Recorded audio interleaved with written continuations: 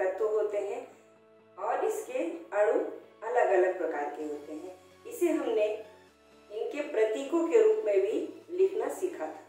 आज हम लोग पढ़ेंगे कि रासायनिक सूत्र या केमिकल फॉर्मूले हम किसे कहते हैं। किसी भी तत्व या यौगिक के अणु को उसके परमाणुवीय प्रतीकों के रूप में लिखना रासायनिक सूत्र कहलाता है। अर्थात किसी भी तत्व को या यौगिक को अगर हम उनके प्रतीक के रूप में लिखते हैं तो उसे हम रासायनिक सूत्र कहेंगे।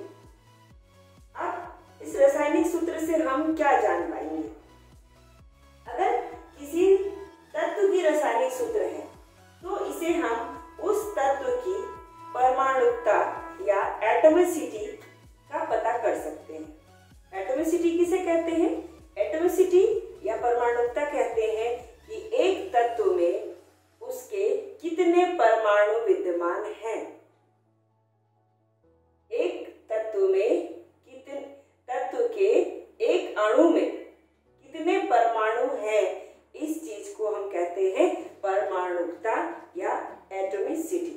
इसका हम पता तत्व के रासायनिक सूत्र से लगा सकते हैं। जैसे हमने कहा H2, O2, N2, Br2, Cl2, सबके दाहिने साइड में 2 लिखा हुआ है। ये प्रतीक चिन्ह के साइड में 2 लिखा हुआ है। इसका मतलब है कि इसकी एटॉमिसिटी है 2, यानी कि इनके एक अणु में 2 परमाणु हैं। इसी प्रकार से अगर हम लिखते हैं P4, P4 का मतलब होता है कि फास्फोरस के एक अणु में इसके 4 परमाणु शामिल हैं। इसी प्रकार से हम जब लिखते हैं S8, तो दाहिने साइड में 8 लिखा है, इसका मतलब है कि सल्फर के एक अणु में इसके 8 परमाणु शामिल हैं। अगर हम यौगिक के रासायनिक सूत्र की बात करें तो यौगिक के रासायनिक सूत्र से हम उस यौगिक में उपस्थित परमाणु के प्रकार तथा उनकी संख्या का पता लगा सकते हैं।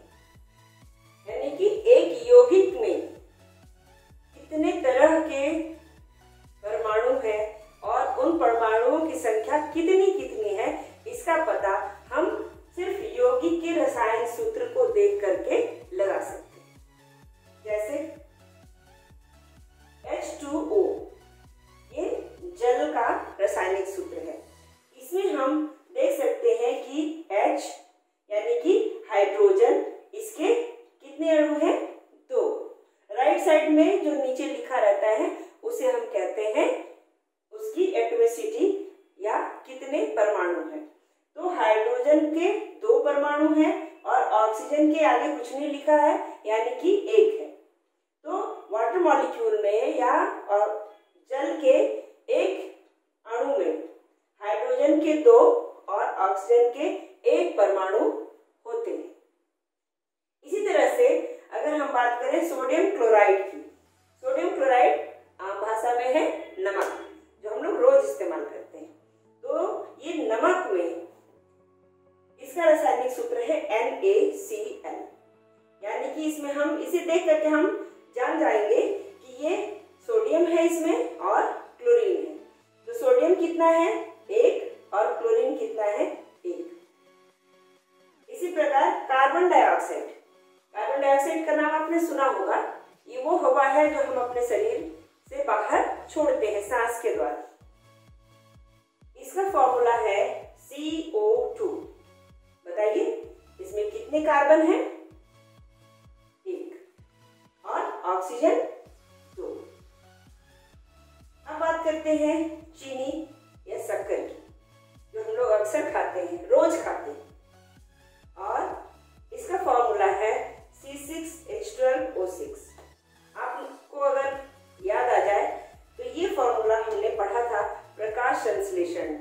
प्रकाश संश्लेषण में कार्बन डाइऑक्साइड और जल, ये दोनों क्लोरोफिल की उपस्थिति में सूरज की रोशनी से बनाते हैं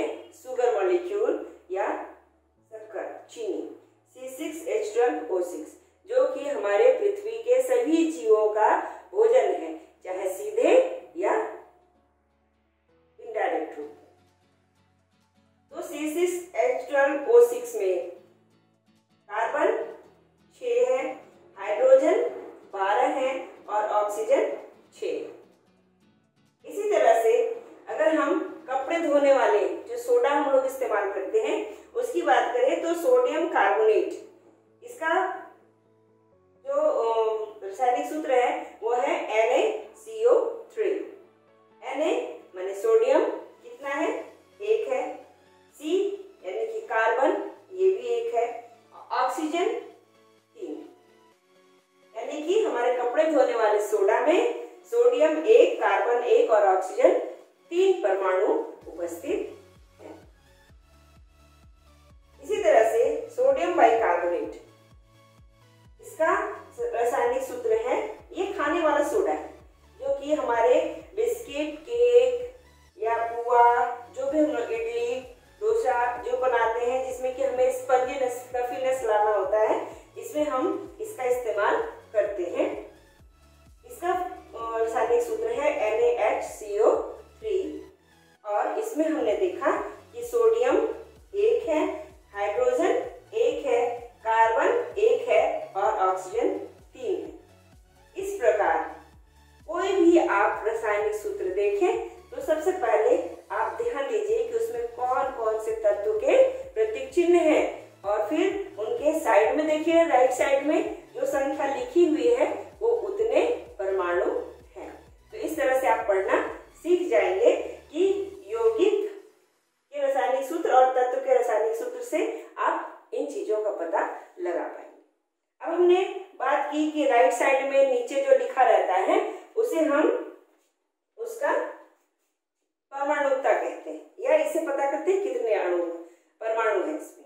इसी तरह से अगर हमें 2 अणु दिखाना हो या 3 अणु दिखाना हो तो हम लेफ्ट साइड में 2 या 3 लिखते हैं।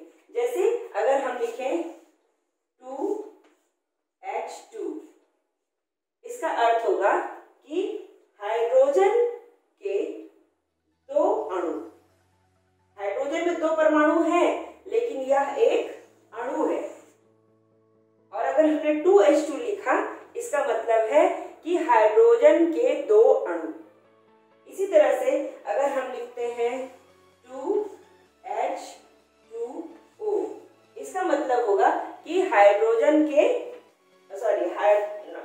वाटर के 2 अणु। इसी प्रकार से अगर हम लिखेंगे कि 3C6H12O6, इसका मतलब क्या हुआ